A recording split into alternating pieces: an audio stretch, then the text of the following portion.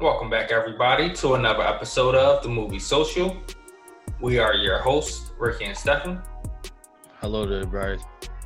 Today's episode, we're going to be doing a spoiler review for episode 1 of the new HBO series, Lovecraft Country.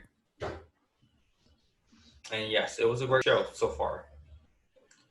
Man, not gonna lie, kind of first few minutes was like, I don't know if I could sit through another racist moment in history. Well, no, the first few minutes had me confused because I was lost. Yeah, the very first few minutes, I was like, I don't know, this is gonna be another racist type of show. Well, not racist as in general as a show, but history of racism. I don't know if I can sit through it. Then they started confusing me for a moment too with the names of the places, and then I'm seeing the map. I'm like, okay, now I see where we're headed with this even more. So now the poster makes 100% clarity for me. Oh, that was for you. Yo, listen, though, I was confused because he was having that dream about the aliens and the war and stuff. I was like, what is going on? What is this? But I mean, I knew it had to be some type of sci-fi supernatural stuff because the poster had the tentacles and all that around them. Okay. You mean I didn't see the poster. I mean, I literally just, when you told me about it, this is when I first heard it. But yeah, I mean, all in all, it was pretty good. Like we talked about, it seemed like it was gonna be dry. Like it seemed like it was gonna be like your history kind of thing, and then it just like did a complete 180, and it was crazy. Now I haven't seen Stranger Things. Oh my gosh! I know, but to me, it had that vibe. It had that vibe. Watch Stranger Things. Yes, it is in the same realm with Stranger Things. You must watch Stranger Things too. All right, I'll get on it, but it definitely had that vibe to me, even though I didn't watch it. It just felt like that. Oh yeah, it's definitely got that same kind of vibe. It's in the same realm. Yo, the creatures, honestly, that popped out in the forest, the woods, looked a little like creatures from Stranger Things season 3, somewhat. Mm-hmm. But man, first of all, before we really get into those creatures, when they stopped at the diner, and he was like, "Why did they paint the White House white?" And he kept looking around. Hold on, I see burnt marks and all this. And she come running out that bathroom. We gotta go. I was like, "Yep, oh man." But it's gonna be interesting because that vehicle that got in between them and the car that was shooting at them on run, that same vehicle was there before they even left town. Parked there while he walked past. I'm like, yeah, they're gonna play a big role because I think wasn't it also the same vehicle when they arrived in Ardmore? It's not. Ardmore's here in PA. No, what is it? I know what you're talking about, but I really can't say the name. I actually gotta listen to them say it a few more times and I'll get the name. But I know it's Ardmore something. I know what you're talking about at the end. Yeah, with the big building and all. I'm guessing that's got to be the same place or the same vehicle. And he also said, I can't wait because he said something about welcome home. Like, what? What are you talking about? Like, he was confused just as we are. So, I mean, so far, man. And I forget her first name. I know she's related to Jesse Smollett. I can't even say it. Smollett.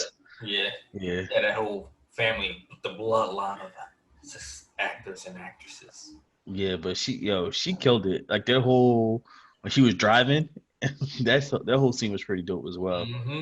I mean, hey, listen, from the Great Debaters to everything else she's been into, and this is just another one. But Uncle George, man, for a moment there, he was getting my last nerves. Which means she can't drive. She done drove twice now and saved you twice. Bruh, listen, I thought Uncle George was a goner. When he fell, when he got knocked down, I poured one out for him already. I was mid pour.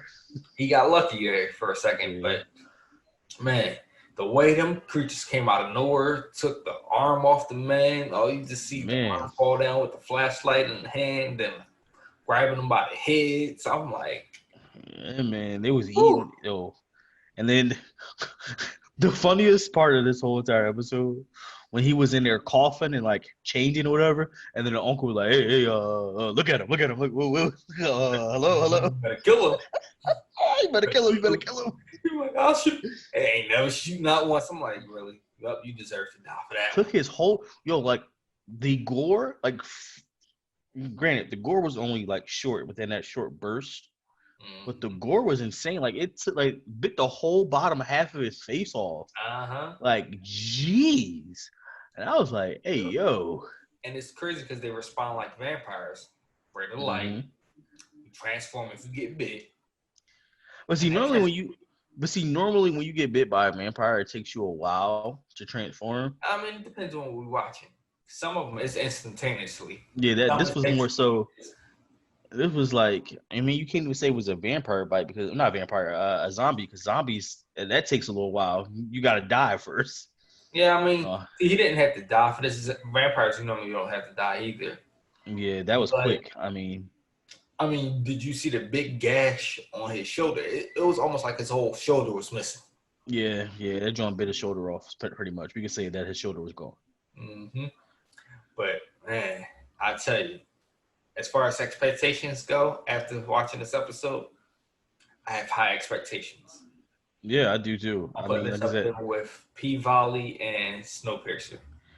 I would have to agree. At first, when you mentioned it, I was like, "Oh, here we go again."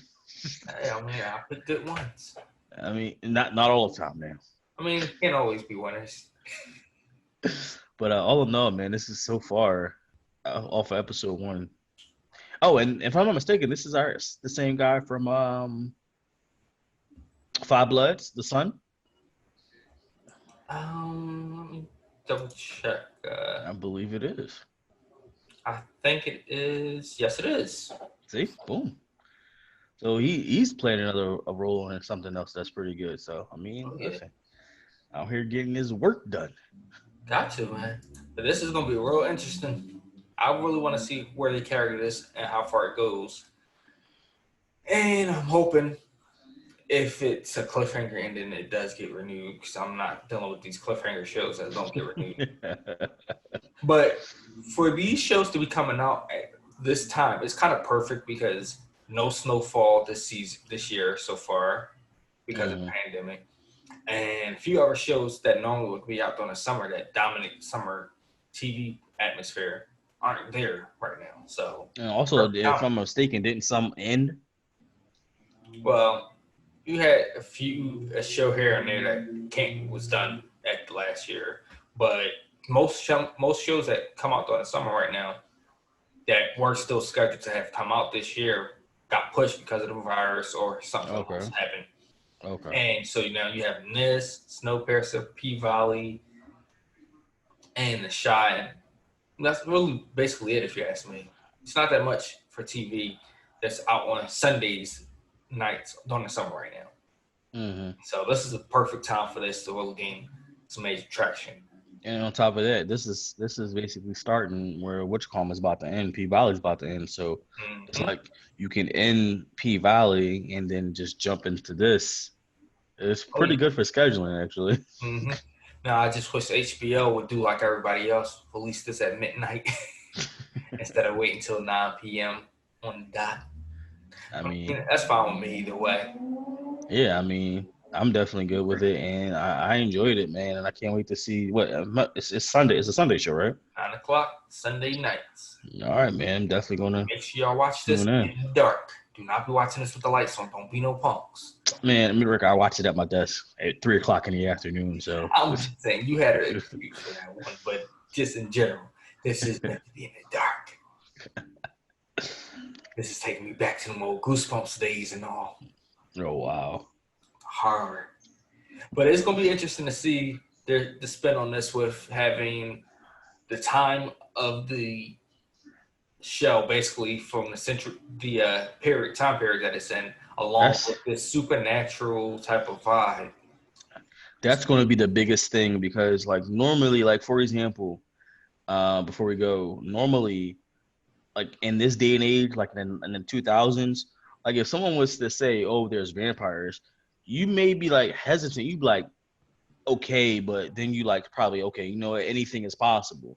Whereas in that day and age, technology that they have, the thought process of people, Mm.